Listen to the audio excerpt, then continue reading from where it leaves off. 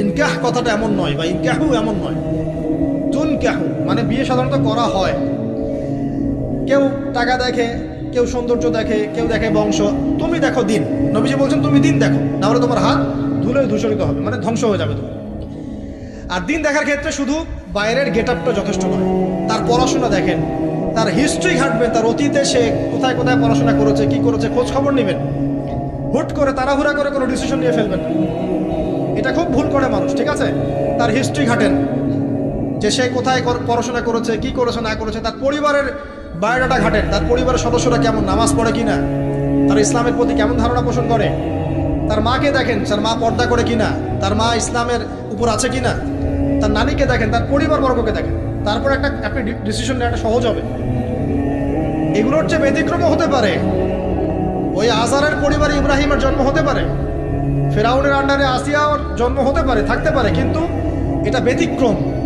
Normally কিন্তু সবসময় এমনটা হয় না। যে প্যারেন্টিংস দিয়ে তারা বড় হয়েছে, ওই প্যারেন্টিংস তাদের মধ্যে থেকে যায়।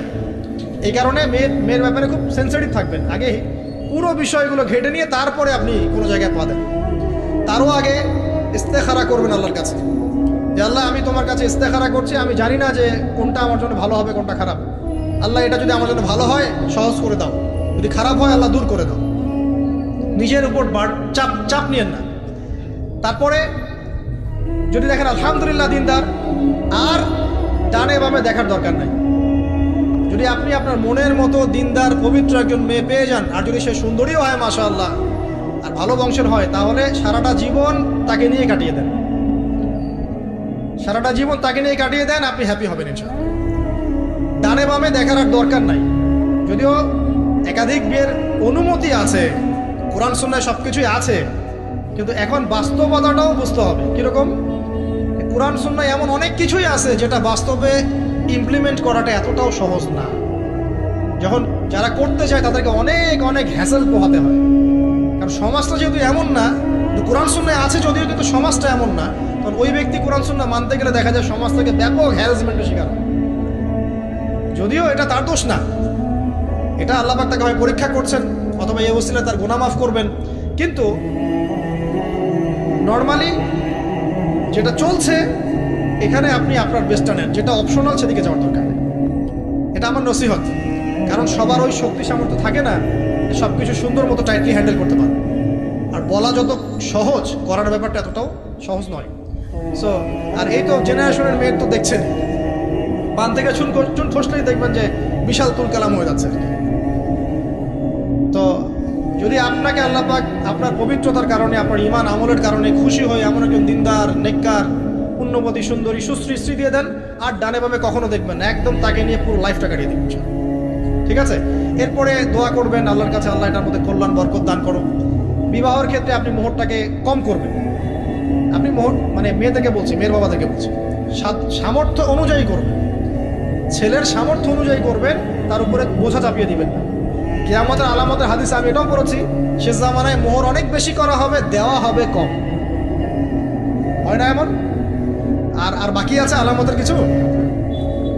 তো ওই চিটারির মধ্যে নাই।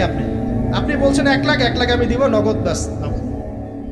বলছেন 5 লাখ দেওয়ার সামর্থ্য আছে আমার, 5 লাখ দিব, যে নগদ শেষ, পরে মাফ নিয়ে নিব, এইসব বার্গেনিং আপনি নাই। আর এখনকার বিবাহগুলো দেখলে মনে হয় যে মেয়ের বাবা ছেলেকে বিক্রি করছে, আর ছেলের বাবা মেয়ে কিনছে। সবচেয়ে বেশি মোহর দেখা যায় যে চিটাগাং এরিয়ার দিকে আর কি। এবং আপনি জানেন কি না, সবচেয়ে বেশি বিবাহ বিচ্ছেদ ওই জায়গায় বেশি। বাংলাদেশে বিবাহ বিচ্ছেদ দেখা যায় যে প্রতি 24 ঘন্টায় দেখা যায় 28টা 29টা বাংলাদেশে। হ্যাঁ, শুধু তাই না, আমি দেখলাম যে 10 লক্ষ মেয়ে অতিরিক্ত আছে পুরুষদের তুলনায় সমাজে ঘুরে বেড়াচ্ছে, স্বামী নাই। 10 লক্ষ মেয়ে। এবং এই ডিভোর্স দেওয়ার ক্ষেত্রে দেখা গেছে যে মেয়েদের প্রবণতা বেশি।